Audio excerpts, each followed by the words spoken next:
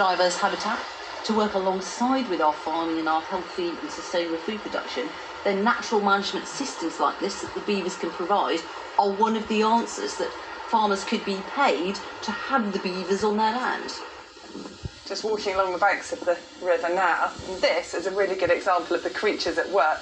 This is a willow, and then here you can see where they ate away at it about a year ago, and then just a few days ago there's this evidence here, and look how high up it is. That's how big they are. Scotland's beavers were given protected status last year, but there have been problems. Some farmers saying they've ruined valuable land, and dozens have been culled. In Devon, though, the largest local landowner believes a balance can be found. There's a potato field which was flooded due to the actions of the beaver, caused damage to the crop, loss of crop.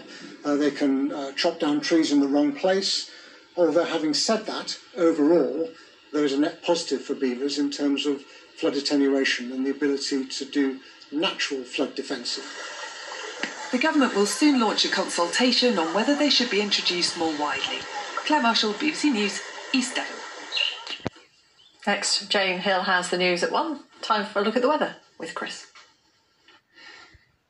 Hello there. Temperatures once again are set to surge into the mid-30s tomorrow across southeast England. Yes, it's another blast of hot weather.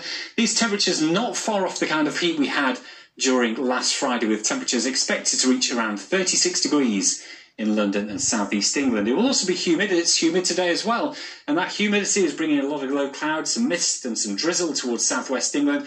In Scotland, meanwhile, a lot of sunshine here. We've got fresher air, so it's not feeling particularly humid. The best of the sunshine, as you can see on the satellite picture across these northern areas. As the cloud, though, breaks up towards the coast and then later inland across southeast England, temperatures will rise very, very quickly. So it will eventually become pretty warm, and it will feel humid as well, particularly across parts of England and Wales. Temperatures peaking at around about 28 degrees Celsius, a more comfortable 23 further north for Glasgow and around Edinburgh as well.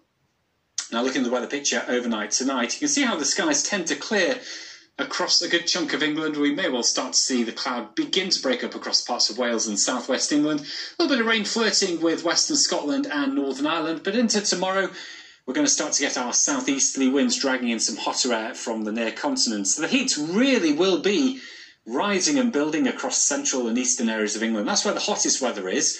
But across southwest England, more in the way of sunshine, more in the way of sunshine too for Wales, so temperatures will be rising here as well.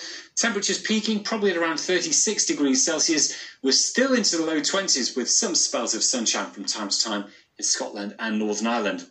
Now, through this weekend, we're going to keep that hot and humid weather across southeastern areas with some very warm nights to come. Temperatures perhaps falling no lower than 20 in some of the city centres. Always a fresher feel to the weather further north, but more comfortable and still warm. Temperatures still into the low 20s with some sunshine developing here. But another hot day further southeast on Saturday.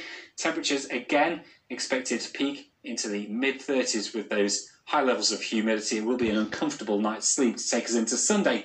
Sunday, high pressure with us again, so more sunshine, more hot and humid weather. There is a chance that we could start to see a few isolated showers break out, but look at those temperatures again, reaching the 30s. That's your weather.